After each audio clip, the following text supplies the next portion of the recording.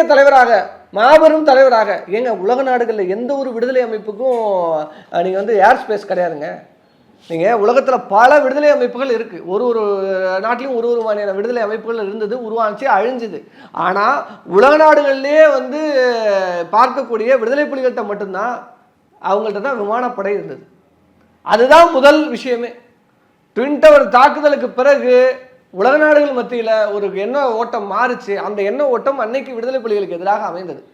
அந்த இரட்டை கோபுர தாக்குதலுக்கு பிறகு இங்கே வந்து கட்டுநாயக்க விமானத்தை போர் விமானத்தளம் அங்கே போய் பாம்பு போட்டு வராங்க. எப்படி?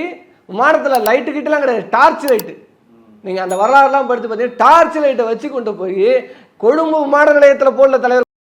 எங்கே போகிறாரு? கட்டுநாயக்கா அவங்களுடைய இராணுவ விமான தளத்தில் கொண்டு போய் தாக்குதல் நடத்திட்டு வராரு. அன்னைக்கு தான் உலக நாடுகளே பார்க்குது விடுதலை புலிகள்கிட்ட விமானப்படை இருக்குன்னு.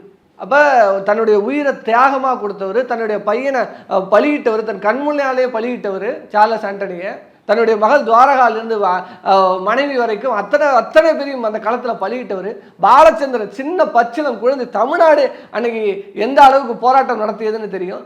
அந்த பையனை வந்து அத்தனை குண்டுகள் அவன் உடம்பை துளைத்து ஒரு கொடூரமான சாவையை கொடுத்தான்.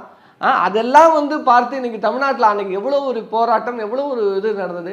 அப்படிப்பட்ட தியாகம் செஞ்ச ஒரு தலைவனை எனக்கு வந்து ஆமக்கறி அனுப்புனாரு. என்ன நான் சாப்பிட்றேன்னு குறிப்பெடுத்துக்கிட்டாரு எங்கள் அண்ணன். அப்படி ஒரு என்ன சொல்கிறது, ஒரு சமையல்காரரை போல, ஒரு சமையல் கலைஞரை போல அவரை மாற்றி நிறுத்தினது யார்?